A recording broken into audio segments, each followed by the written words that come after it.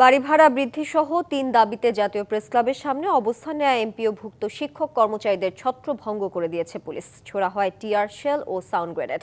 পরে কেন্দ্রীয় শহীদ মিনারে অবস্থান নেন আন্দোলনকারীরা। দাবি আদায়ে সোমবার থেকে এমপিওভুক্ত স্কুল ও মাদ্রাসায় অনির্দিষ্টকালের জন্য কর্মবিরতির ঘোষণা দিয়েছেন তারা। দর্শক, কেন্দ্রীয় শহীদ মিনারে আছেন সহকর্মী শুভ খান। আরো বিস্তারিত জানতে সরাসরি যুক্ত হচ্ছি তার সাথে। শুভ, আন্দোলনকারীদের সাথে নিশ্চয়ই আপনি কথা বলেছেন, তারা কি বলছেন সেই সাথে জানাবেন সরকারের পক্ষ থেকে সমাধানের কোনো পদক্ষেপ নেওয়া হয়েছে কিনা।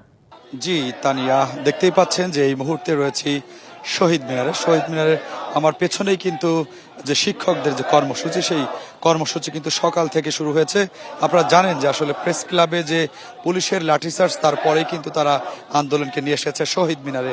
এই মুহূর্তে যদি শহীদ মিনারের চিত্র আপনাকে একটু দেখানোর চেষ্টা করি, যে রাত অপেক্ষা করে, সকাল পেরিয়ে রাত অপেক্ষা করে কিন্তু তারা এখনো শহীদ মিনারে অবস্থান করছে এবং তাদের যে দাবি, তাদের যে প্রত্যাশা, যে বেতন ভাতার যে 20% বাড়ানো, চিকিৎসার যে ভাতা বাড়ানো, সবকিছু মিলিয়ে এই দাবির যে প্রজ্ঞাপন, সেটি যতক্ষণ পর্যন্ত না হবে ততক্ষণ পর্যন্ত কিন্তু তারা এই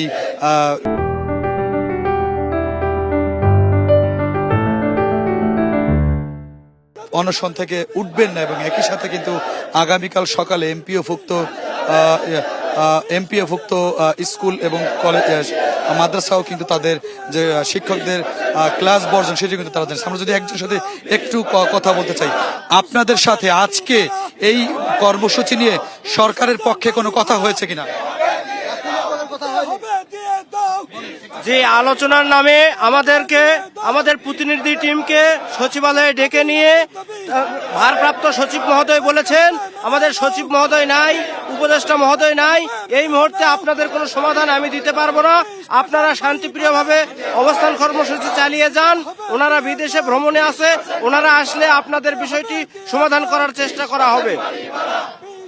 জি তানিয়া, যেমনটি শুনছিলেন যে ওনাদেরকে একটি প্রতিনিধি দল ডেকেছিলেন, বাট সেখানে সরকারের যে সচিব এবং উপদেষ্টাদের সাথে তাদের কোনো কথা হয়নি এবং তাদেরকে কোনো আশ্বাস দিতে পারেনি, কিন্তু এমনটি বলছিলেন। তানিয়া, এই ছিল শহীদ মিনার থেকে সর্বশেষ।